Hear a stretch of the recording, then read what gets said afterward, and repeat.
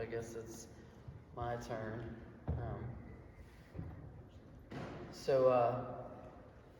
I'm the oldest of all the 4 siblings, so I was the firstborn. Me and Charles have the same father. Loretta and Crystal had a different father than we did. I remember, and I rewatched the video of this piece that I wrote early on in getting involved in Put People First PA. I wrote a piece and it was filmed. It's on our YouTube channel. It was a story about how we're not truly alone. And I shared my story. And I mentioned Mom. And that one of the things that I deeply remember is how all the stories I heard about how happy she was that she was going to be a mom. How important that was to her. I mean, it's the Marriott now, but back in my day, it was one chance. And I remember hearing the story of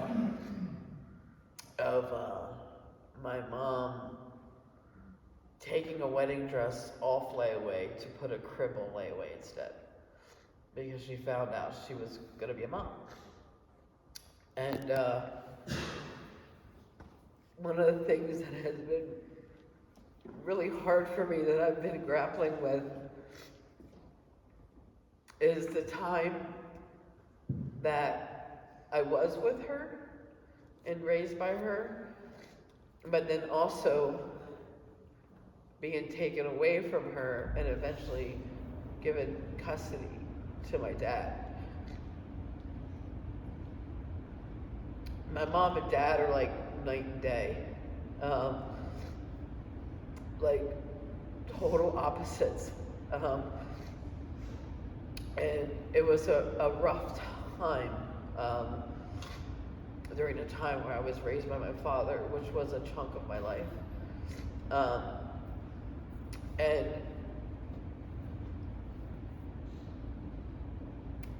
where he instilled certain things upon me was the total opposite of what my mom did. You know, my mom really, like, I feel like she showed an example of what loving unconditionally really means. She loves so many, like, unconditionally.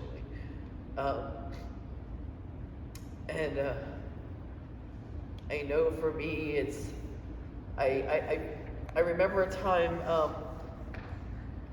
where her and I were talking, and it was one of the times I think I was talking with her about some of the things that I remember growing up as far as being raised by my dad, and then also talking about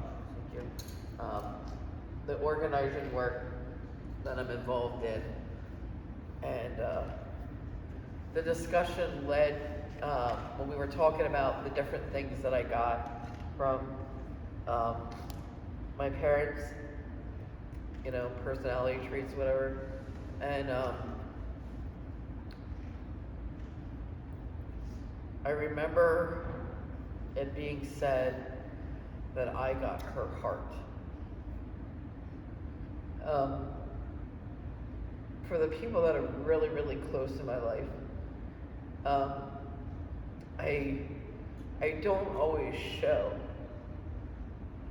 or say necessarily like how much I do deeply love them. I mean, I may say I love you, you know, here and there, but I don't really feel like I show it. Part of the reason is because I don't deal with loss very well.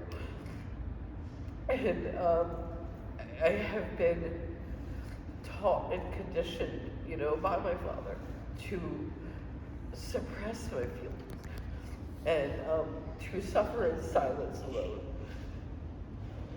And these last couple weeks since my mom passed has been so hard with putting all this, you know, together. And I'm glad that I had the help that I did, because this beautiful thing we put together today wouldn't have happened.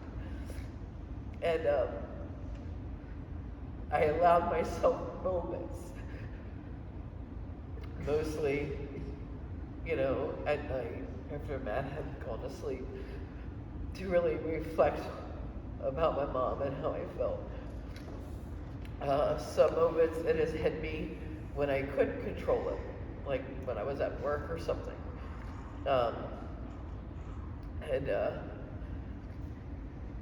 It makes me, when I think of my mom, I think about also what another leader in our movement has said. His name's Willie Baptist. He once said to me, "You feel deeply, and that's both a strength and a weakness."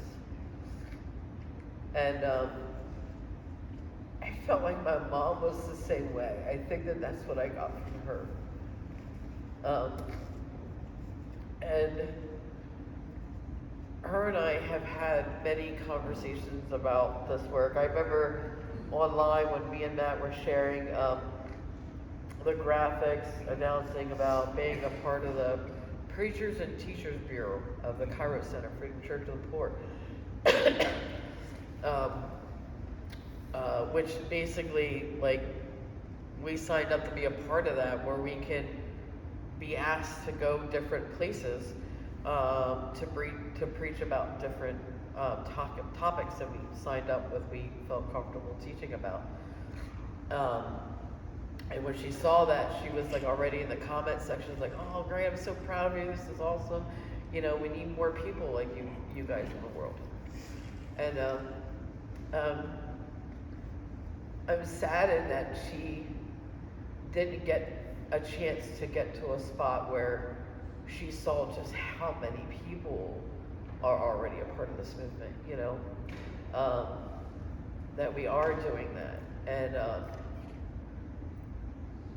that blog that we made and created and posted on the Put People First PA social media page has gotten so many responses. So many people relate to her story, to her final words, to the personal reflections that we all wrote, And there's so many people out there like us. We talk about the 140 million, the near half in this country, who are suffering and dying way before their time. We were the first to be sacrificed basically during the COVID-19 pandemic as so-called essential workers, right? And my brother was talking about that earlier today,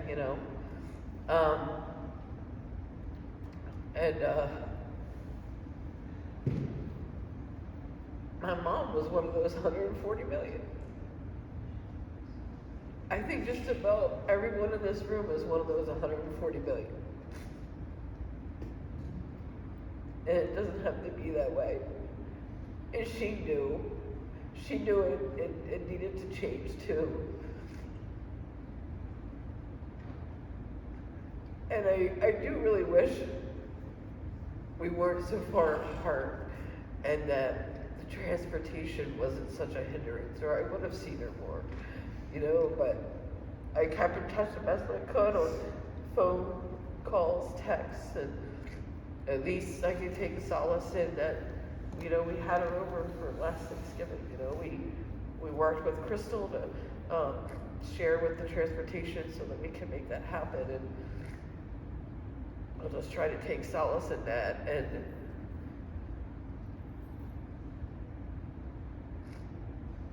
if anything, I feel like it did bring us siblings closer together.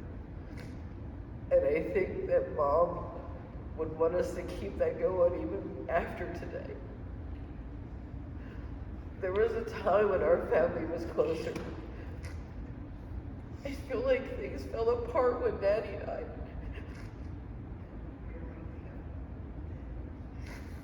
Daddy was like the glue that held us all together. And when I joined this movement, And in Lancaster, when we fought back against the closure of St. Joseph Hospital, Nanny was my inspiration for that. Our family was my inspiration for that. Our family is what got me fighting so hard, and why that fight was so personal. That hospital was our hospital. Gloria, I remember when you would comment on some of the stuff online, and I remember Mom doing the same thing. That's our hospital. We gotta fight back. And, I think Crystal was the only one out of us siblings that wasn't. York Hospital, yeah. And I want to read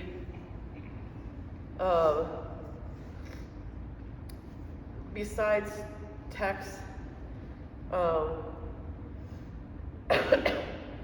want to read the final written words my mom wrote to me. It was on a social media post I wrote not too long ago, actually. And she made a comment on it. And we included it as a part of the blog. And I think once I read these to you, if you haven't heard them already, you'll understand why I do what I do. And why I honestly hope, y'all think about being a part of it too. Because whether it's for yourself, for your kids, for your grandkids, in her honor, just many reasons, right? So these are her last words, written words. Very true. That was her response to what I said. Too much greed in the world, too much hate, too much of us against one another.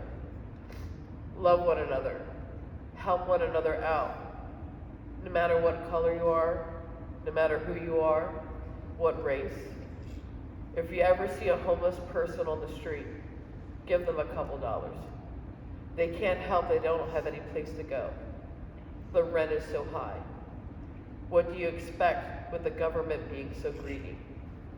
So we just gotta pull together. Love one another. Keep our faith in God and care for one another. If your neighbor needs help, try to help them out. If you see an animal in the street, give it shelter. If you see a crippled person on the street that is crossing the street or needs help, please help them. And then she shares a little bit of a personal experience she was having at the time. Sometimes I need help getting in my house after arriving back from dialysis, and I have to wait on somebody to help me, or call 911 because my porch has steps. It's hard to get somebody to do that for me. When you're old and you get home, a lot of people don't want to help you out and say to hell with you. So just look out for people and love one another. So I'm going to take solace in that. And although, I've often said in this movement and this work that I always felt like this outside force was guiding me.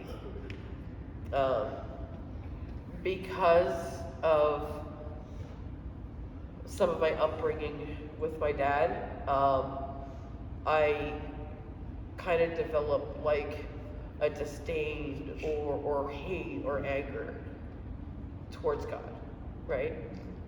But through this movement, I healed. And I really understood who Jesus really was and not what I was taught what he was. And so I don't know if that outside force was God. Maybe it was. During my anger and frustration time, I used to just say friends from up above. Could have been them too, I don't know. Sometimes I think it was Daddy. And now sometimes I'm going to reflect and think it's Mama too. They are the reasons I do what I do. And the reason why I'm going to keep doing it, because I don't want to struggle alone, and I don't want any of y'all to either. So maybe we retake in Mama's last words to me, and really take heed in it, and love one another, and help one another. The way we can do that is by fighting alongside, with one another, and for one another. Okay.